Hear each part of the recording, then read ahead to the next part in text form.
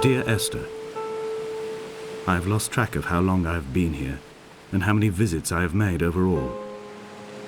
Certainly the landmarks are now so familiar to me that I have to remind myself to actually see the forms and shapes in front of me. I could stumble blind across these rocks, the edges of these precipices, without fear of missing my step and plummeting down to sea. Besides, I have always considered that if one is to fall, it is critical to keep one's eyes firmly open.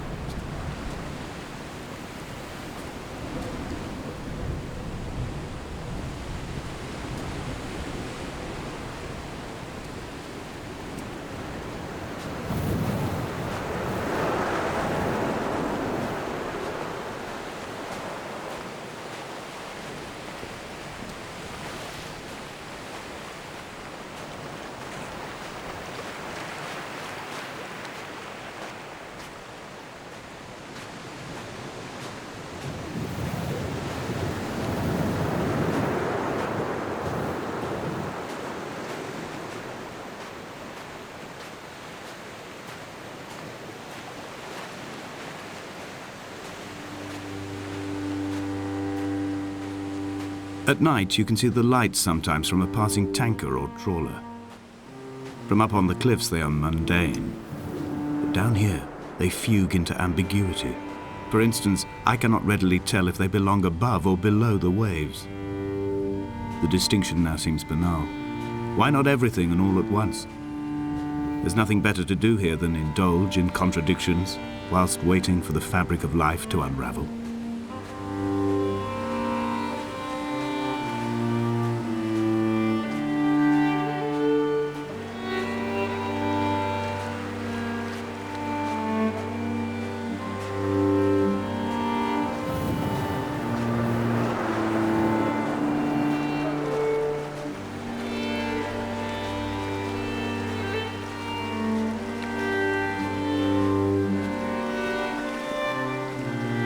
I have found the ship's manifest, crumpled and waterlogged under a stash of paint cans.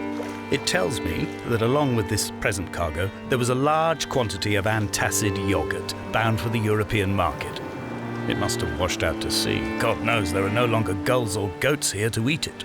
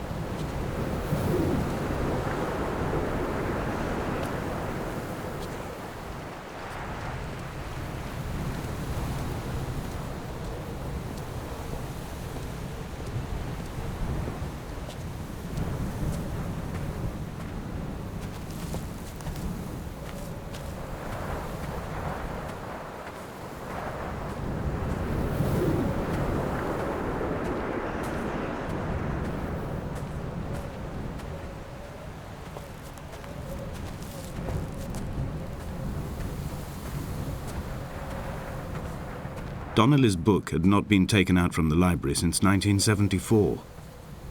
I decided it would never be missed as I slipped it under my coat and avoided the librarian's gaze on the way out. If the subject matter is obscure, the writer's literary style is even more so. It is not the text of a stable or trustworthy reporter. Perhaps it is fitting that my only companion in these last days should be a stolen book written by a dying man.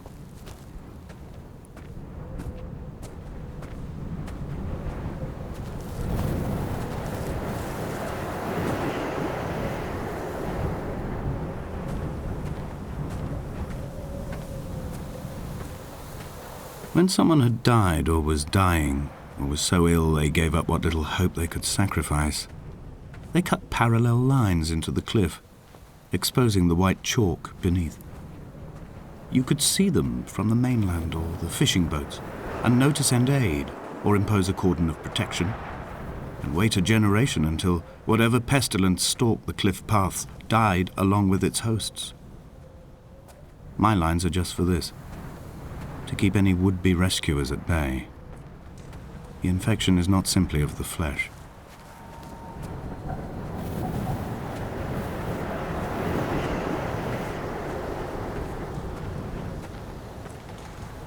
I quote directly, "A motley lot with little to recommend them.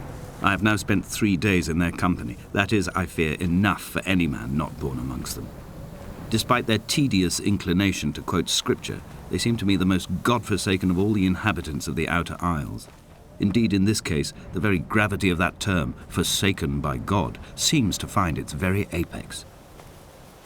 It appears to me that Donnelly, too, found those who wander this shoreline to be adrift from any chance of redemption.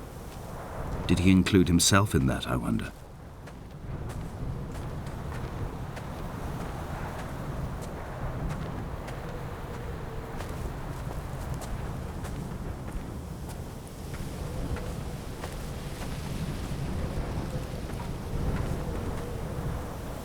Dear Esther, I met Paul.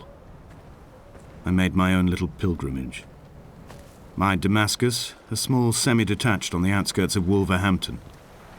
We drank coffee in his kitchen and tried to connect to one another. Although he knew I hadn't come in search of an apology, reason or retribution, he still spiraled in panic, thrown high and lucid by his own dented bonnet. Responsibility had made him old. Like us, he'd already passed beyond any conceivable boundary of life. I threw my arms wide and the cliff opened out before me, making this rough home. I transferred my belongings from the bothy on the mount and tried to live here instead. It was cold at night and the sea lapped at the entrance at high tide. To climb the peak, I must first venture even deeper into the veins of the island, where the signals are blocked altogether. Only then will I understand them, when I stand on the summit and they flow into me, uncorrupted.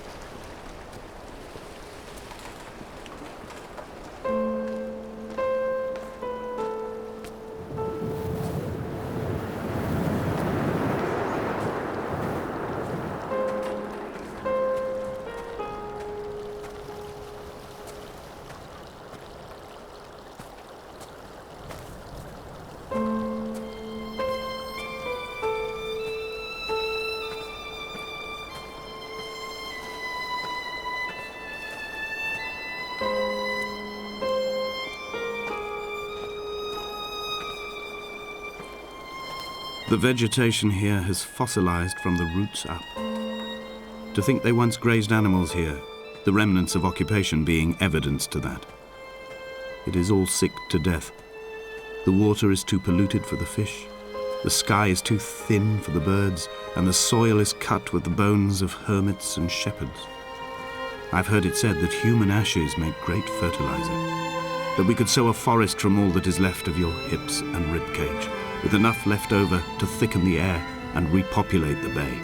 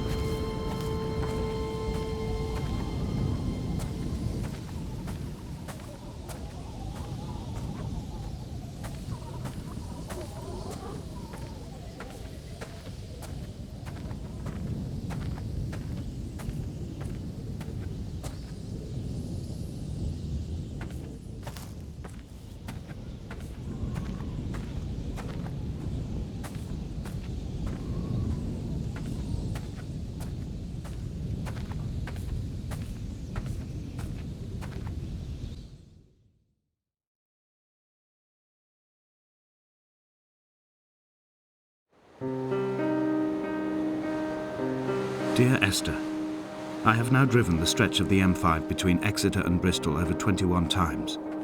But although I have all the reports and all the witnesses and have cross-referenced them within a millimetre using my Ordnance Survey maps, I simply cannot find the location. You'd think there would be marks to serve as some evidence. It's somewhere between the turn-off for Sanford and the welcome brake services. But although I can always see it in my rear-view mirror, I have as yet been unable to pull ashore.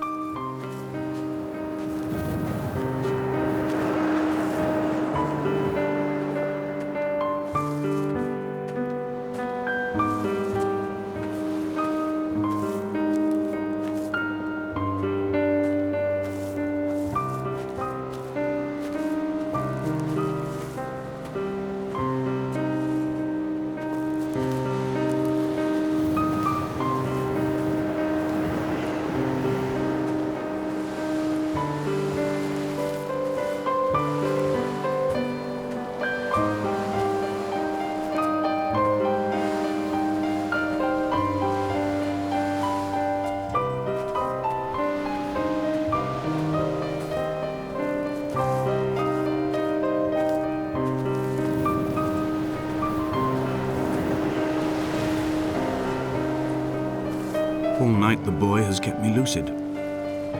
I sat, when I was at the very edge of despair, when I thought I would never unlock the secret of the island, I sat at the edge and I watched the idiot boy blink through the night. He's mute and he's retarded, and he has no thought in his metal head but to blink each wave and each minute aside until the morning comes and renders him blind as well as deaf-mute.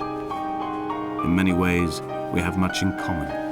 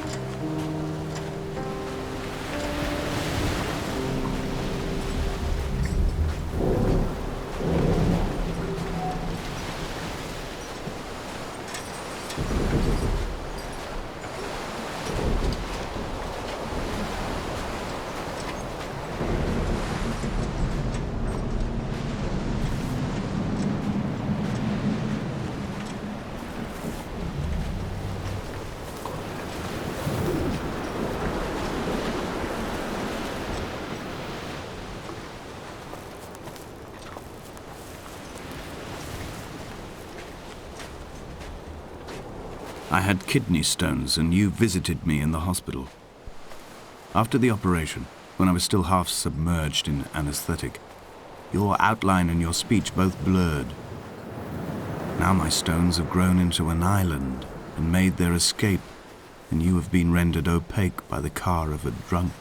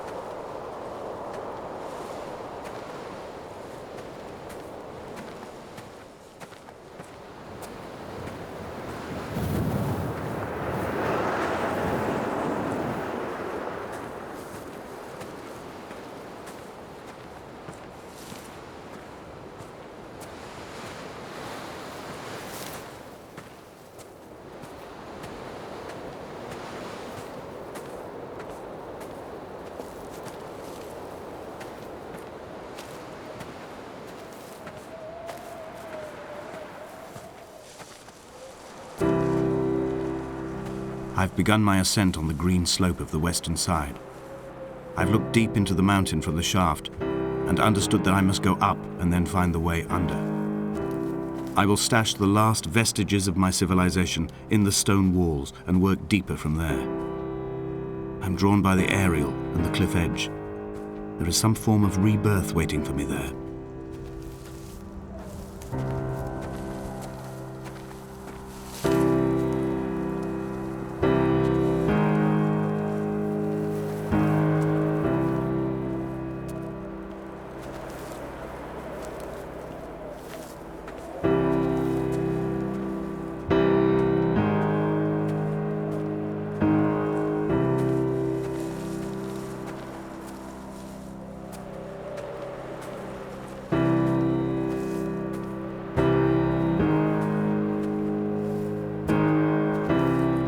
The bothy was constructed originally in the early 1700s. By then, shepherding had formalized into a career. The first habitual shepherd was a man called Jakobsen, from a lineage of migratory Scandinavians. He was not considered a man of breeding by the mainlanders. He came here every summer whilst building the bothy, hoping eventually that becoming a man of property would secure him a wife and a lineage. Donnelly records that it did not work.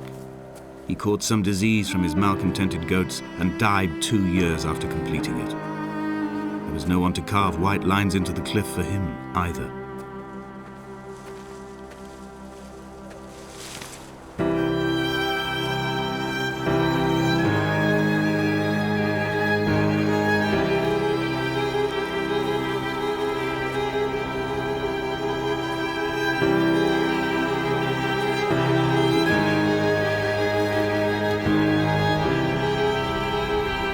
My heart is landfill, these false dawns waking into the still never light.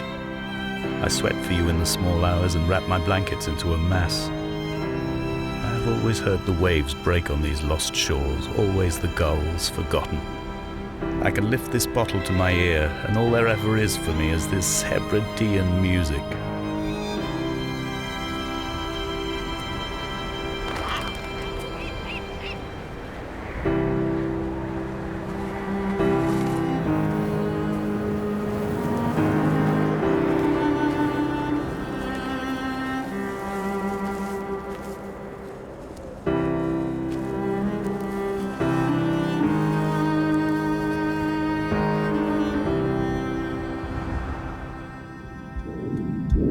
What to make of Donnelly, the laudanum and the syphilis?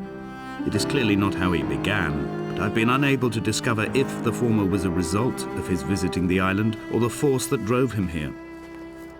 For the syphilis, a drunk driver smashing his insides into a pulp as he stumbled these paths, I can only offer my empathy. We're all victims of our age. My disease is the internal combustion engine and the cheap fermentation of yeast.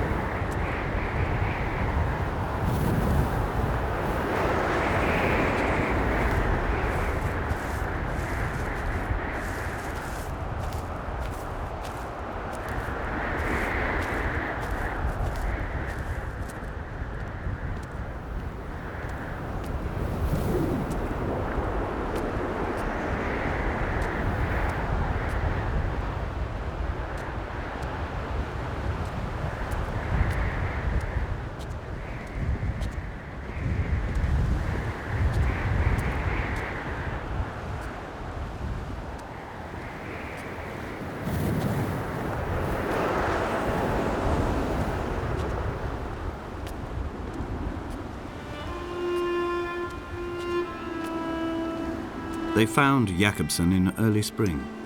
The thaw had only just come. Even though he'd been dead nearly 7 months, his body had been frozen right down to the nerves and had not even begun to decompose. He'd struggled halfway down the cliff path, perhaps looking for some lost goat, or perhaps in a delirium, and expired, curled into a claw right under the winter moon. Even the animals shunned his corpse. The mainlanders thought to bring it home unlucky. Donnelly claims they dragged it to the caves to thaw out and rot, but he is proving an unreliable witness.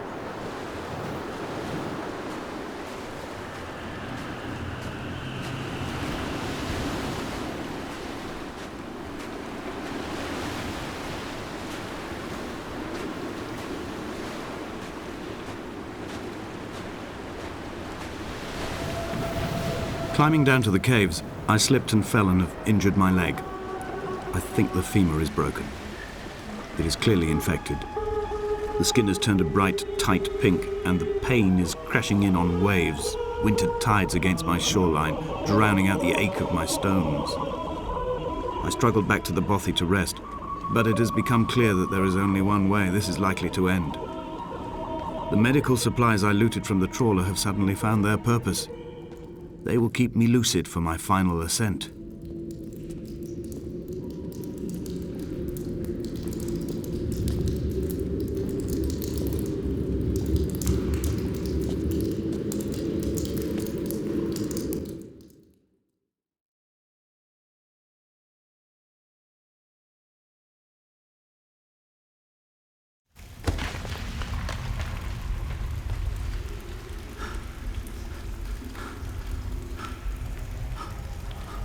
From here, this last time, I have understood there is no turning back. The torch is failing along with my resolve. I can hear the singing of the sea creatures from the passages above me, and they are promising the return of the gulls.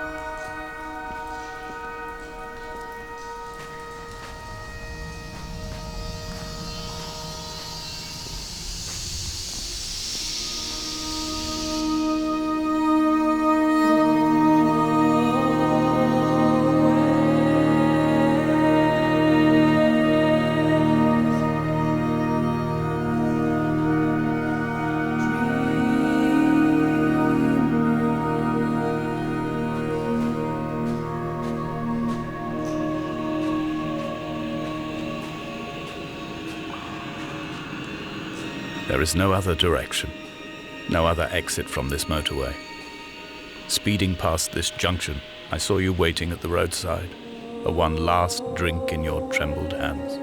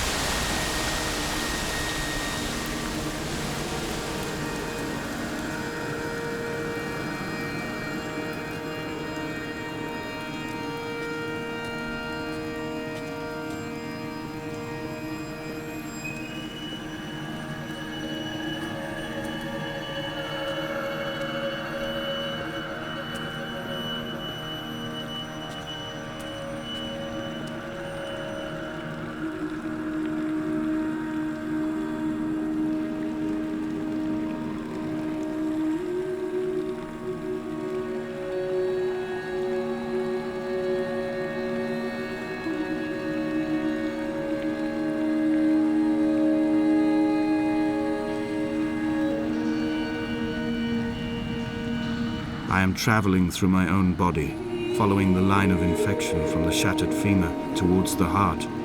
I swallow fistfuls of painkillers to stay lucid. In my delirium, I see the twin lights of the moon and the Ariel shining to me through the rocks.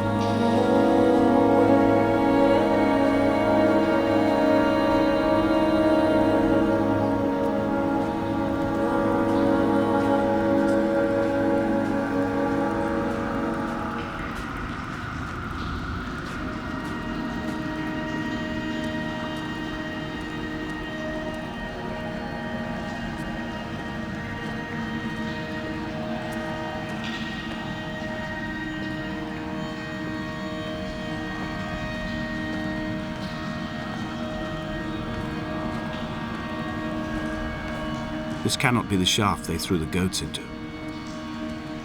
It cannot be the landfill where the parts of your life that would not burn ended up. It cannot be the chimney that delivered you to the skies. It cannot be the place where you rained back down again to fertilize the soil and make small flowers in the rocks.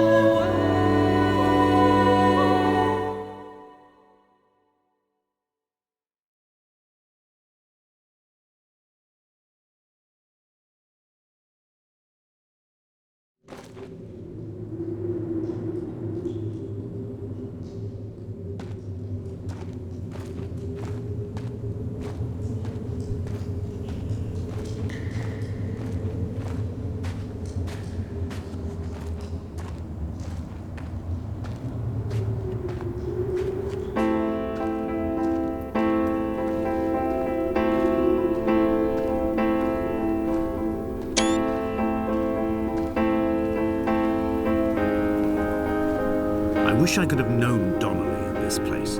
We would have had so much to debate. Did he paint these stones or did I? Who left the pots in the hut by the jetty? Who formed the museum under the sea? Who fell silently to his death into the frozen waters? Who erected this godforsaken aerial in the first place? Did this whole island rise to the surface of my stomach, forcing the gulls to take flight?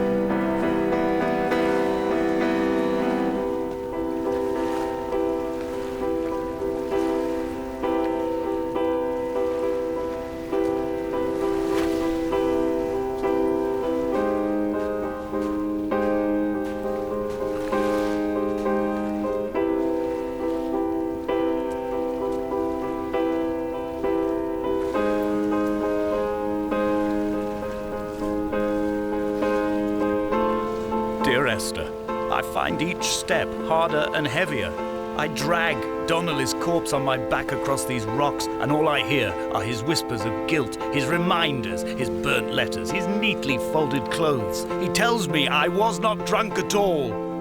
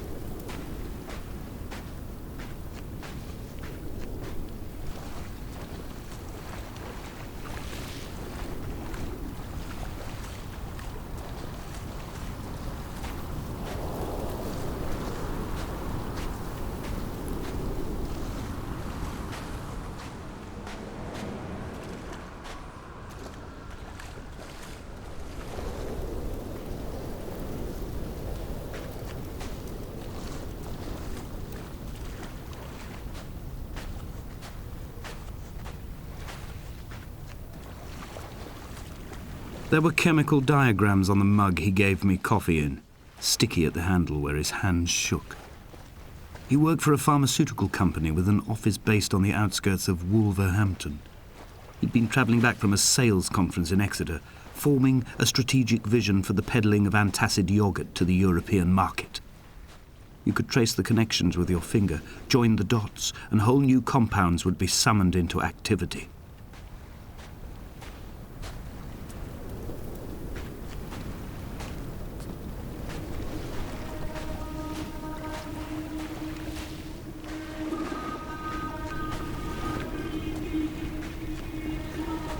From here, I can see my armada. I collected all the letters I'd ever meant to send to you, if I'd have ever made it to the mainland, but had instead collected at the bottom of my rucksack, and I spread them out along the lost beach. Then I took each and every one, and I folded them into boats. I folded you into the creases, and then, as the sun was setting, I set the fleet to sail. Shattered into 21 pieces, I consigned you to the Atlantic, and I sat here until I'd watched all of you sink.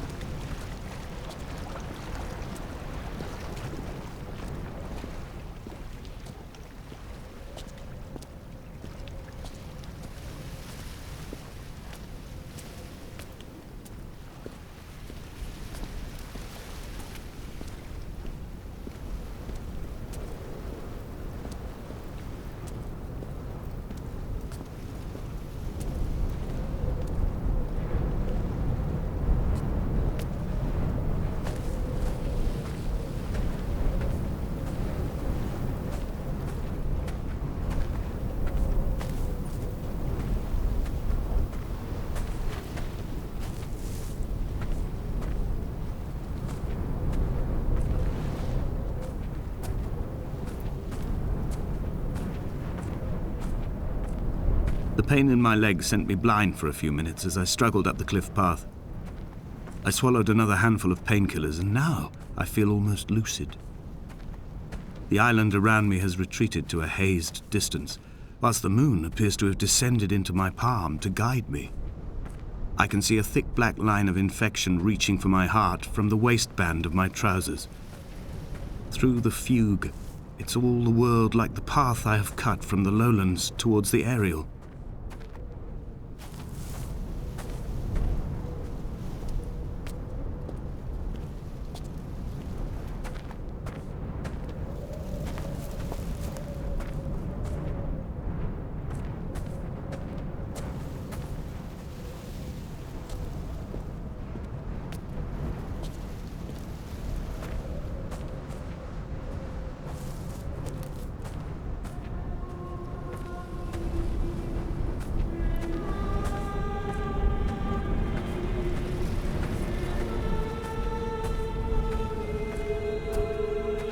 I've begun my voyage in a paper boat without a bottom.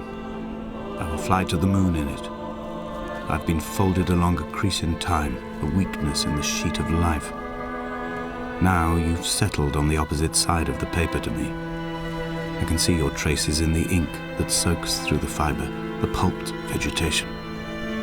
When we become waterlogged and the cage disintegrates, we will intermingle. When this paper aeroplane leaves the cliff edge and casts parallel vapor trails in the dark, we will come together.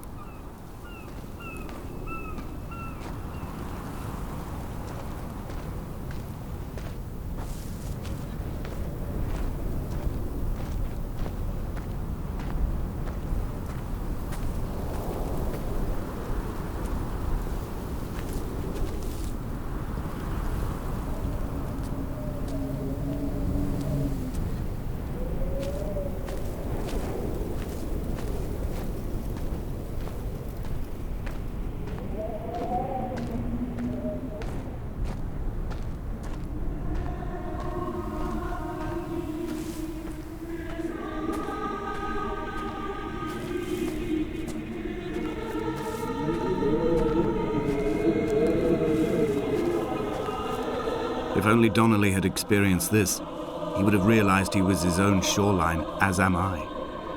Just as I am becoming this island, so he became his syphilis, retreating into the burning synapses, the stones, the infection.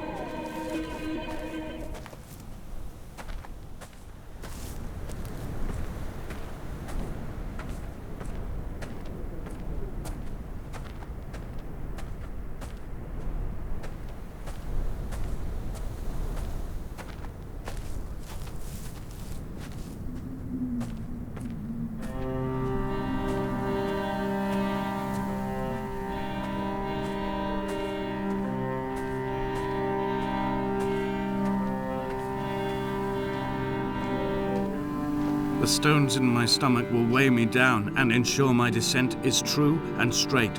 I will break through the fog of these godforsaken pills and achieve clarity. All my functions are clogged, all my veins are choked. If my leg doesn't rot off before I reach the summit, it will be a miracle. There are 21 connections in the circuit diagram of the anti-lock brakes. There are 21 species of gull inhabiting these islands. It is 21 miles between the Sandford Junction and the turn-off for home. All these things cannot, will not be a coincidence.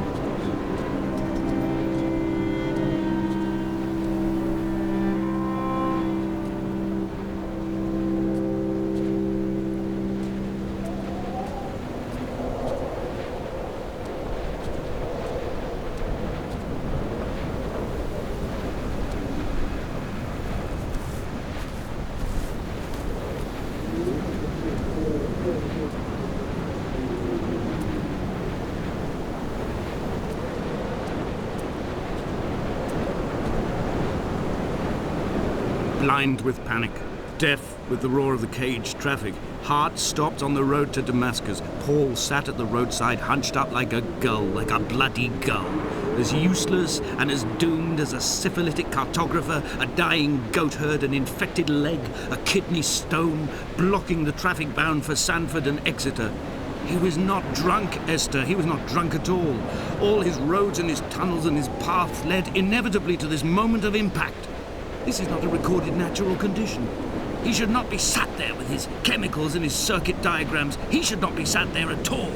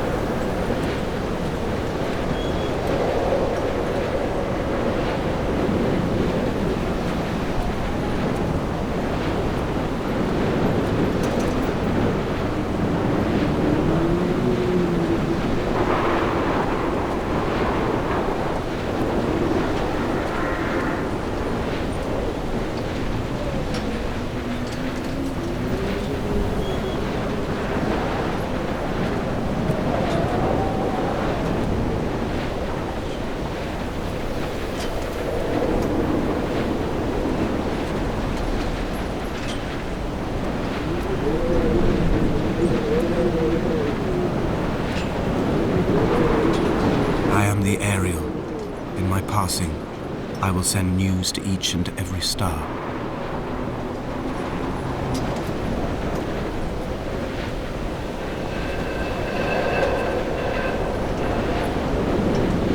Dear Esther, I have burnt my belongings, my books, this death certificate. Mine will be written all across this island. Who was Jacobson? Who remembers him? Donnelly has written of him, but who was Donnelly? Who remembers him? I have painted, carved, hewn, scored into this space all that I could draw from him. There will be another to these shores to remember me. I will rise from the ocean like an island without bottom, come together like a stone, become an aerial, a beacon, that they will not forget you. We've always been drawn here. One day the gulls will return and nest in our bones and our history. I will look to my left and see Esther Donnelly flying beside me. I will look to my right and see Paul Jacobsen flying beside me. They will leave white lines carved into the air to reach the mainland, where help will be sent.